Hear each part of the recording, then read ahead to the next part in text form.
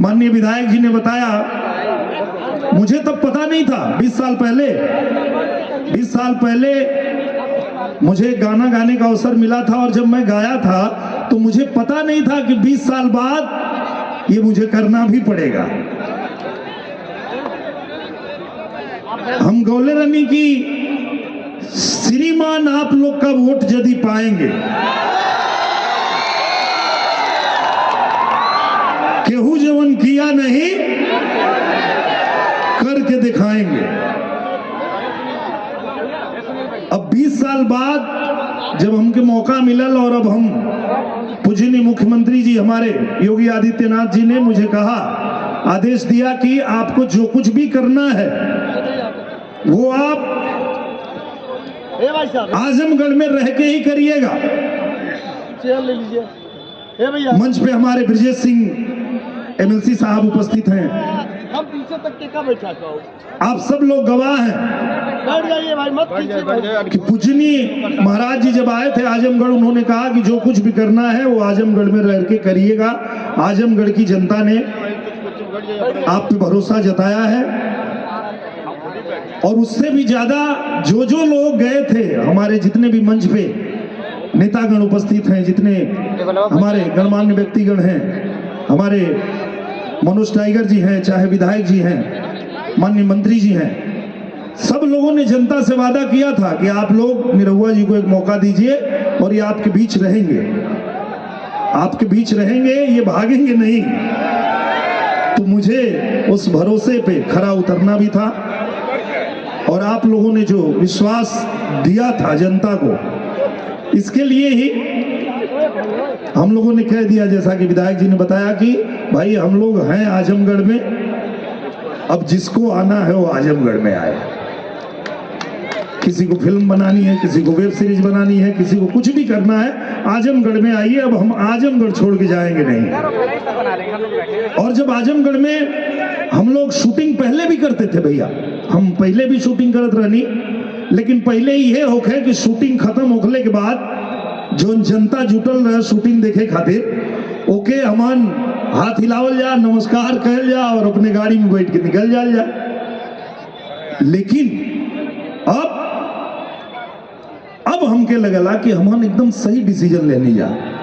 Manoj tiger जी, चाहे film industry के जितने लोग आए, मेरे लिए आए थे, वो सब लोग जो डिसीजन लिए थे एकदम सही था, क्योंकि अब शूटिंग खत्म होने के बाद गाड़ी में बैठ के हम लोग निकलते नहीं हैं, आपके बीच में आके बैठ जाते हैं, जनता के बीच में। बताइए क्या काम है आपका। और अगर 4 घंटा शूटिंग कर जाला तो 4 घंटा अपने भैया बहनी लोग के बीच में बैठ के, का चाची का दिक्कत है बतावा, बोला बहन का चाहिए, बोला भैया का दिक्कत है। और जब वो लोग कहला कि भैया क्यों पुरनिया आलबा कहलस कि हमार पेंशनिया ना मिलत है, तब याद आवला कि 20 साल पहले जो बोलले रहनी जा, वो यूनिवर्स में घूमत रहे कि वृद्धा पेंशन बुढ़ा और बुढ़ी को दिलाएंगे, अब दियावे के पड़ेला। और एक बात बड़ी अच्छी कहा हमारे विधायक जी ने कि हम जो बातें किए थे उस समय तो गाना गा दिया था हमने, लेकिन जब अवसर आया, समय आया कि हमें साथ देना है, किसका साथ देना है, जो हम बात कर रहे थे वो बात कोई ऐसा माई का लाल है, भारत का कोई ऐसा सपूत है जो करके दिखा देगा।